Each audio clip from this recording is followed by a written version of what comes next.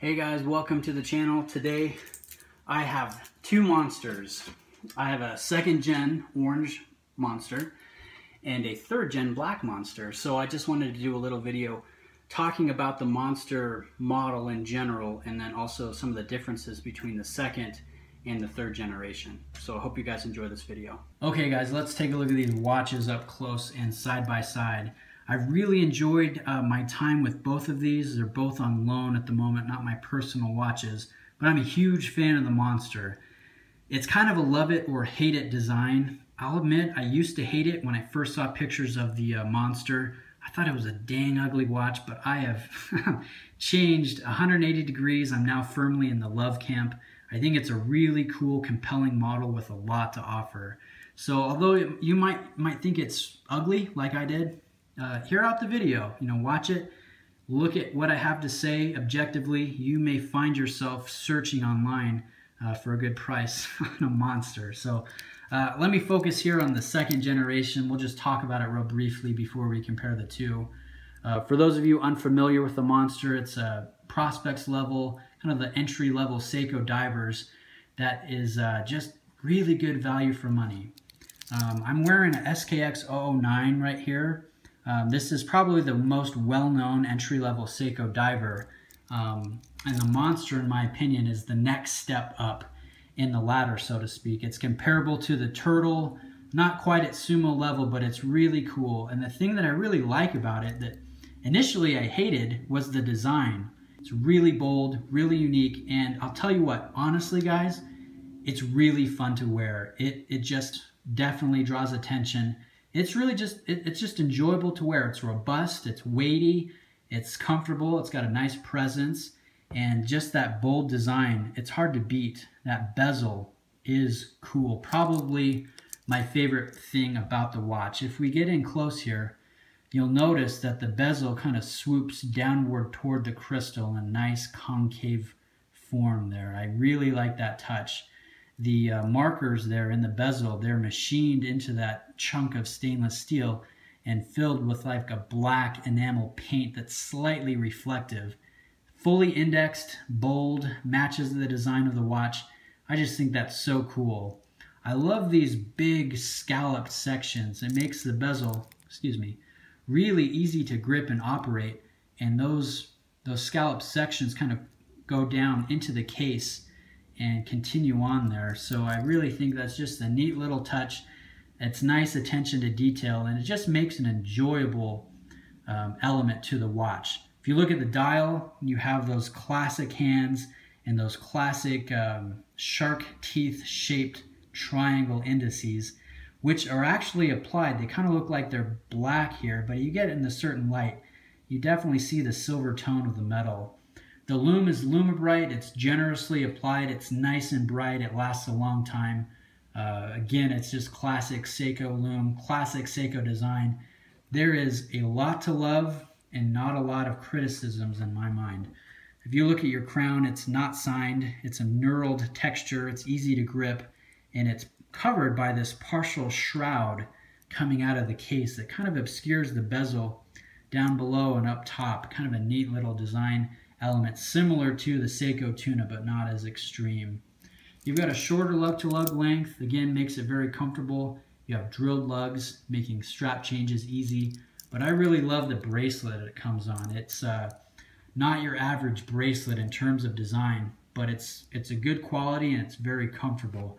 You have a nice brushed top and a polished center portion where the links connect. And they're shorter links, so it just has a nice drape on the wrist and really just matches. It's a nice balance here. Very bold. Just imagine this thing on like a oyster style. It just would look odd, That Monster bracelet really matches the case. I love that. You get a classic Seiko case, clasp, signed and flip lock, dual push button deployant, press metal, dive extension. Adjustable here with 4 micro adjustments, nice and thin, nothing to complain about. My only gripe with the watch is going to be how the bracelet, which I like, transitions to the clasp, which I also like. It's just the way that they come together I think could be improved. You can see kind of an unsightly jump down from the tapering bracelet. Same on this side. Just transitionally could have been done better. It's a little bit more prominent on this bracelet, though, just the way I've sized it. You can see that jump down. If a little bit more thought was done by the designer on how that transition goes, I think this would just about be the perfect watch. So a lot of pros, very few cons. Let's just look at them briefly side by side.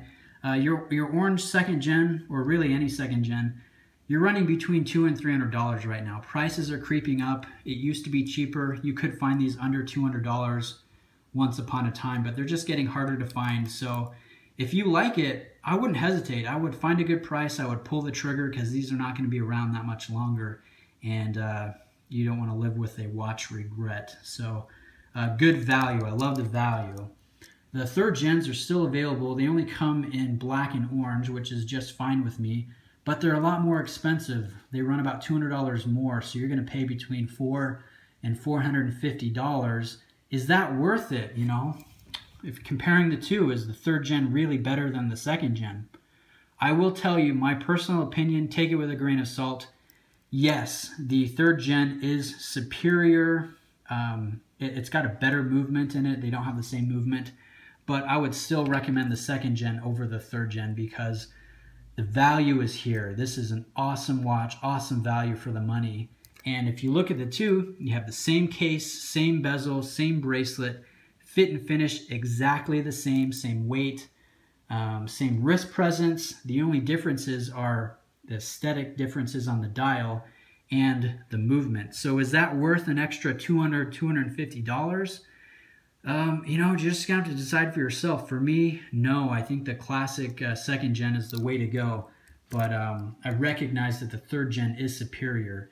You have the 6R15 movement in here. That is a hacking and hand winding movement. It has a 10-hour longer power reserve than the 4R that's in the second gen. And it's also more accurate. It has tighter tolerances. So you're going to experience better positional variance here with the 6R15, slightly better accuracy, and you got better components. You got a Sprung 510 mainspring in here, and just tighter tolerances, longer power reserve. Again, it is superior to the 4R36. So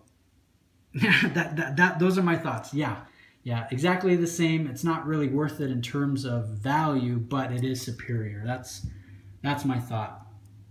What I love about this one, though, is the indices. They're not quite as bold and shark teeth alike, but they're very large. There's a lot of surface area for that Lumibright, which is so potent and so long lasting. I love the way this looks. Check out this lume shot. You really can't beat the third gen monster. Really cool. So the silver tone is more prominent here on the third gen, and also it's on the hands. That's completely silver tone. It just makes for a nicer, more elegant look, and I enjoy that. It pops a little bit better. It's a little bit more pleasing aesthetically, in my opinion. But that second gen is pretty cool too, very bold. So those are my thoughts about the Monster. Yeah, it's not everyone's cup of tea, but it's a really robust, really fun, well-executed, unique dive watch that it's just fun to wear. It's dang fun to wear. So I recommend get the second gen if you can find a good price. Don't hesitate. If you're looking for a daily wear piece, I would go third gen. You know, the third gen's got the nicer movement. You don't have a day date. You have just the date with a matching date wheel, Cyclops. This is going to perform a little bit better day to day in regards to accuracy and power reserve. But if you just want a fun accent piece to mix it up every once in a while, you can't beat the 4R that's in the second gen. So those are my thoughts. If you guys have questions, go ahead and let me know. I'd be more than happy to answer. Thanks very much for watching my videos. I really appreciate it, guys. You're awesome. And I've got some more watch content coming. I've got a watch incoming. So stay tuned for more stuff, and I'll catch you guys in the next video. Cheers.